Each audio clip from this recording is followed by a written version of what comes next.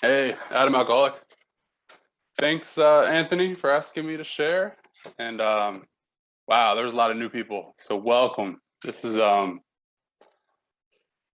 amazing having a room full of alcoholics, right? On online to be getting together and you know helping each other, right? So my sobriety date is May 20th, 2014. Um, I am in New Jersey. I got sober in Neptune and Bradley Belmar, the Shoreline Club. Um, I come from a family of alcoholics. I believe that it's a disease that runs in our blood, right? And um, super grateful that my dad got sober when I was a year old, right? And he was more of a functioning alcoholic. He got sober when he was like 30. But he had a business with 10 guys working for him, and he was functioning, and then all of a sudden he alcohol stopped working, and then he needed more drugs, and the next thing you know, he's smoking crack and selling everything he had, and had two little kids running around at home. um and he got sober, and my whole life I was looked at him like, why is he so responsible, and why doesn't he just relax and come chill and come drink and party with the rest of us. And but I look back at it now, and I'm incredibly grateful that he stayed sober. He found AA. He showed up as a father to me. And that's rare, right?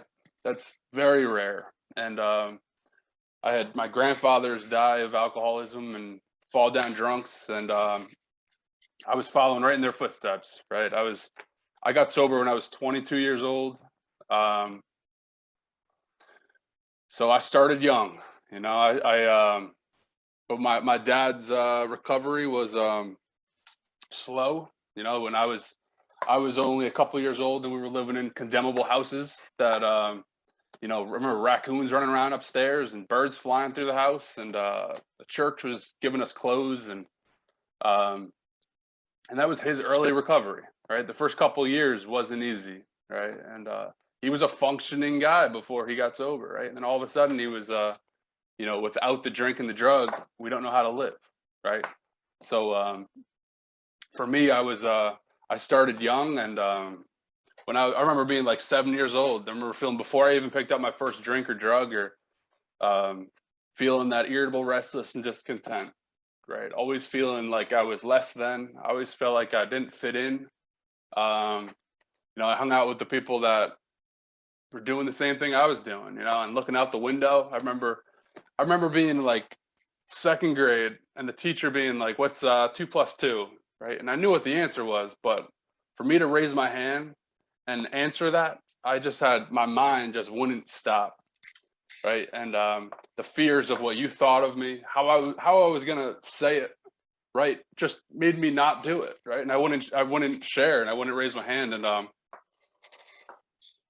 was, looking back at it, like I was always the one who the teachers would say I had a lot of potential, but I was always looking out the window, right? And so I was always never happy. I was never comfortable in my own skin, right? And as I got older, it got worse, before it got better. And then I started smoking cigarettes and hanging out in the woods, and started hanging with people that were doing the same thing I was doing and felt the same way. And we started smoking weed, and that was like the first time that was like a life-changing experience for me, right? It started feeling like an out-of-body experience that I was always looking for, and I chased that. And the first time I picked up a drink, though, was like when I finally felt like I didn't care about anything, right? Like all of a sudden, like those worries and the fears of what everybody thought of me, I put a couple of drinks in me, and I was like, the warmth and the like, I had arrived, right? That feeling of like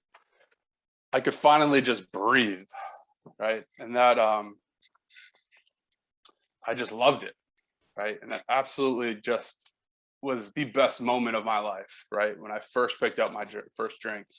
And then of course I had consequences. When I the first time I drank, I was at my buddy's dad's birthday party on a farm, and we started with one, and then we got into the keg, and next thing you know, I'm rolling a quad over an electric fence, and it fell down into a ditch, and I come walking back to the party with the helmet in my hand, and I had electric fence pulled me off the bike by my neck, and right away I was crashing things, and for me that was just like, continued to happen, and the next time I drank started with a bottle of peppermint schnapps that my buddy took from his mom, and then we got out of school one day, and we went to his house, and just chugged the bottle real quick, and wound up like bouncing on like an aerobics ball into the wall, for like an hour. And then I wound up like falling backwards and like puking into a garbage can, and like fell backwards, and like the whole garbage can went up in the air and puke everywhere. And I woke up in the morning, his mom came home and just put a big blanket on top of me, and I woke up with peppermint schnapps throw up all over me. And I remember just being like, that was awesome. I can't wait to do that again, and like get out of this room, and like not even caring that I smelled like I could still taste that peppermint schnapps, and but I was like, just like, that was it, right? That was like, I want more. And from there was just like, I just continued and like found the people that wanted to drink the way I wanted to drink. And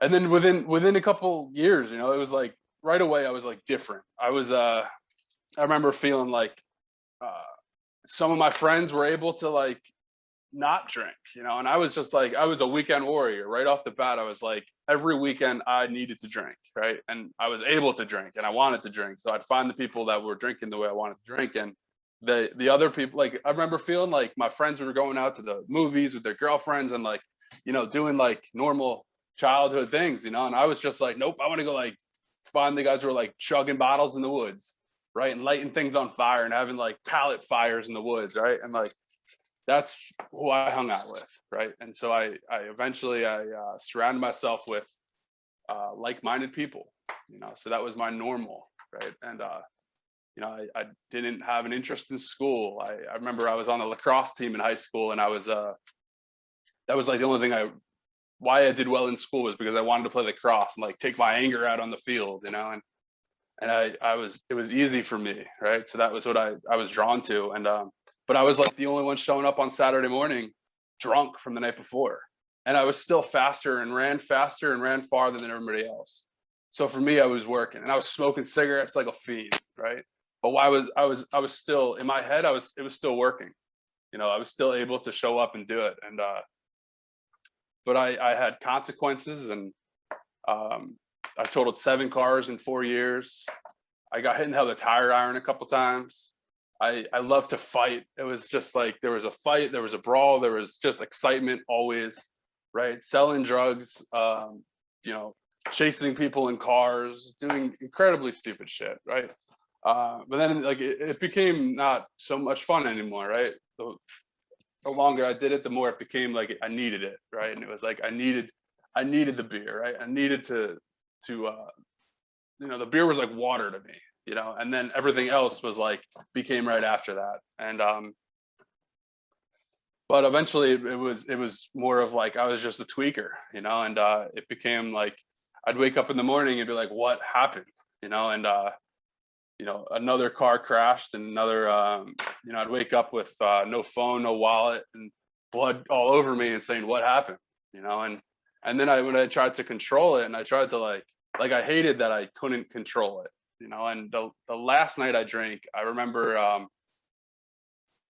I'd try to change, like when I drank Captain Morgan, I would get in fights with like the whole Monmouth, like a Monmouth University hockey team, right? I'd wind up at a frat house and out on their front lawn, like jumping on their car's windshield, saying like, let's fight, the whole team, right? And that's what happens when I drink Captain Morgan. So then I eventually was like, all right, I'm not gonna drink Captain Morgan anymore. I'm just gonna drink just beer, and that'll keep me cool, right? And then I would drink the beer, and then by the end of the night, I'm like in somebody else's party, finding a bottle of gin in their cabinet, and next thing you know, I'm just like gone, right? And then I find myself like almost getting killed, and but not being able to control that, and I'd wake up in the morning like, what happened again? Like, it's just like continuing. Like, I'll just be doing the walking home from like 5 miles away, right? Just what happened.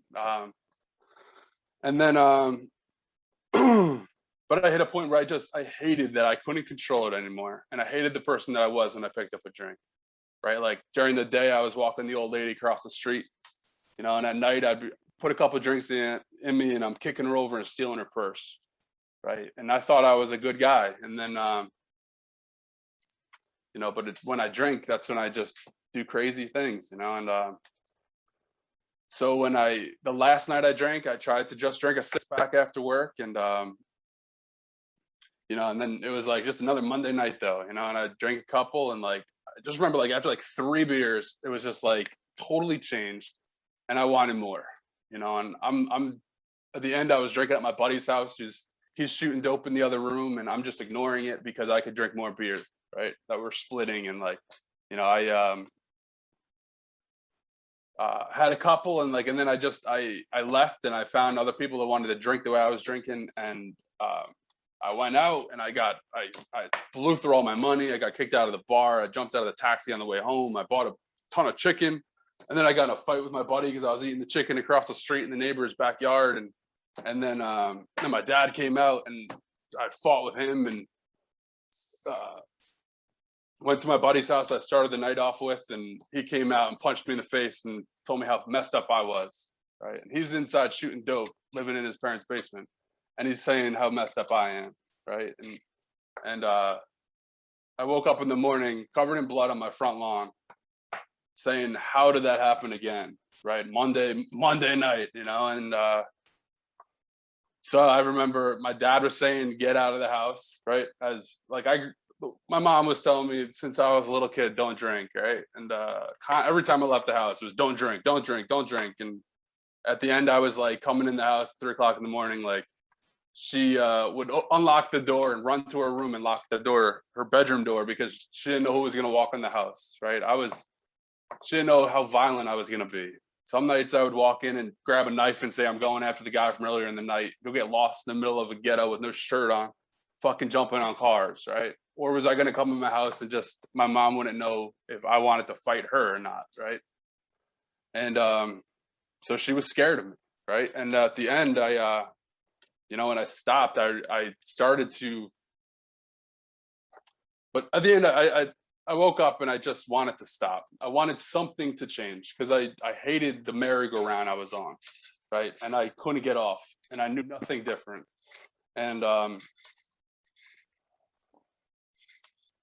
so then I went to I went to a meeting, and I met a bunch of young guys that were going through the steps, and I was able to identify with how they drank, but I wasn't able to identify like how they were living their life now, right? They all had like careers and houses and wives, and were living healthy and like happy, and they weren't drinking, and I just like couldn't understand that, right? But I was able to identify with how they drank, right? So right off the bat, I just wanted to change, and I wanted and I had good role models, right? My dad 12-stepped me my whole life, right? So but I never understood it, right? And I never stopped just because anybody ever told me to like stop drinking, right? I needed to want to stop. And when I finally hit a bottom, he didn't even have to say anything to me. I just knew, and but I knew where to go. And so I found a bunch of guys that were going through these steps, and I continued to show up at their meetings, and right away I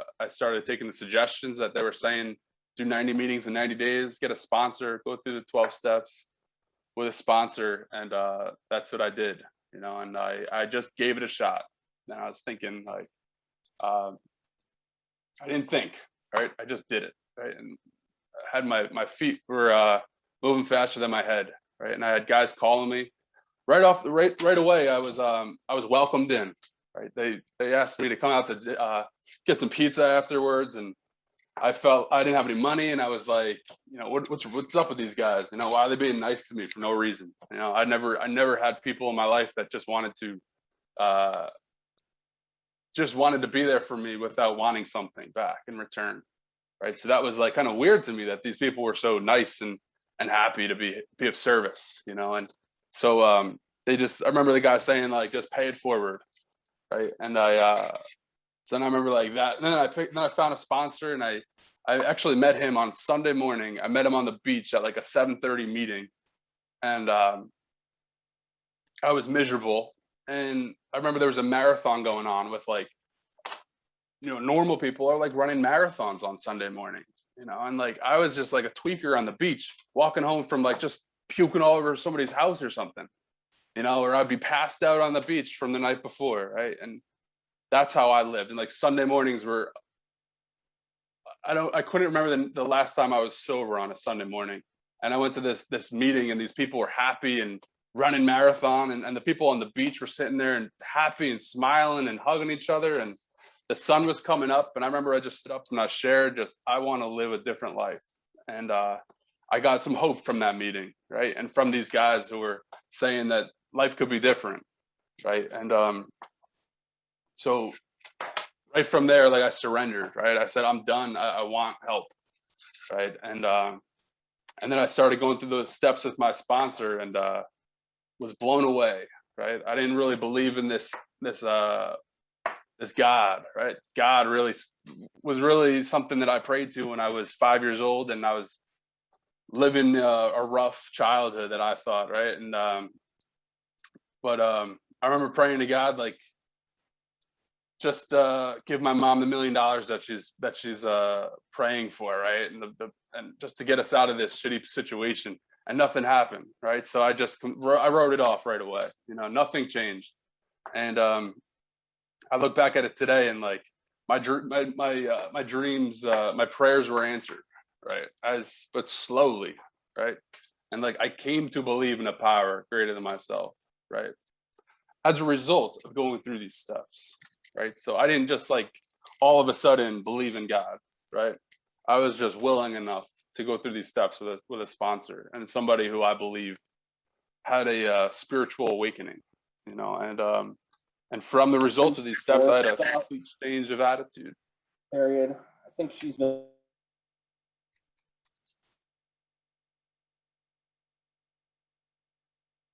Sorry about that, Adam. You can keep going. Someone got unmuted. Oh, okay. Yeah, but like from these 12 steps, I had this spiritual awakening, right? And the total, my attitude, skip my mind of like my complete change of attitude, right? All of a sudden, I started to want to grow spiritually, whatever that meant, right? And I started to pray to something that I didn't believe in, but I looked at it as it was a discipline, right? Of just my sponsor saying, take the action of praying. And I was praying to something I didn't really believe in. And all of a sudden I started seeing these coincidences, and things would happen, and I'd be like, that's pretty crazy. And like at 60 days sober, I wanted to drink, and my girlfriend went and hooked up with some other dude drunk as hell. And I lost it, and I wanted to drink. And then I, you know, I was praying to something to, if you're real, this is the time to like help me, right? I need help. I need to not pick up a drink. And like, I got through it, and I went to a 7:30 meeting the next morning, and told myself I wasn't gonna. I told myself I was gonna drink the next day, right? And the next day would come, and I would be at a meeting at 7:30 in the morning, right? Next day, I'd be talking to another alcoholic and telling them I need help, you know, and that I'm struggling. And you know, by Saturday night, I'm like in my home group meeting, I'm screaming in the parking lot. But after the meeting, I'm going out to the diner with the guys, and I finally didn't want to drink, right? And I felt like I was, you know, I started to have a solution, right? I started to have something that was helping me, you know, a power greater than myself was showing itself, revealing itself, how it was helping me, right? And all of a sudden, I had this change of attitude that will go help somebody else, right? And you know, living on this altruistic plane. And so right away, my sponsor had me driving guys to meetings, and because I was lucky enough to still have a car when I got sober. And but I get through these steps, and you know, it's for me, it's a big you know, carrying this in all of my principles, carrying these principles in all of my affairs, right? And living by these steps. you know, and then passing it on to another alcoholic. And for me, like that's huge, right? Like watching the lights come on in somebody else's eyes fills my heart with what, like, this is the best thing in my life today, right? As much as I just got married, I'm back at Rutgers University. I'm all of these amazing things are happening in my life today, right? I don't think about drinking anymore, right? I just, when I first got sober, I worried about what about my bachelor party? What about, I went to a brewery for my bachelor party with all my buddies that I grew up with, and like, I didn't have a problem, right? Like, I had more fun than they were having. It was just like, it was awesome. Like, I've gone on cruises with my buddies for their bachelor parties, and like, it's like I have so much fun in sobriety, and like, there's so much to live for, and but like bringing another guy through the steps and watching somebody who can't stop drinking and be blown away by life and about how all of a sudden this power greater than ourselves is like blows our mind, right? And all you got to do is trust God, clean house, and help others, right? So yeah, thanks for letting me share. Awesome, Adam.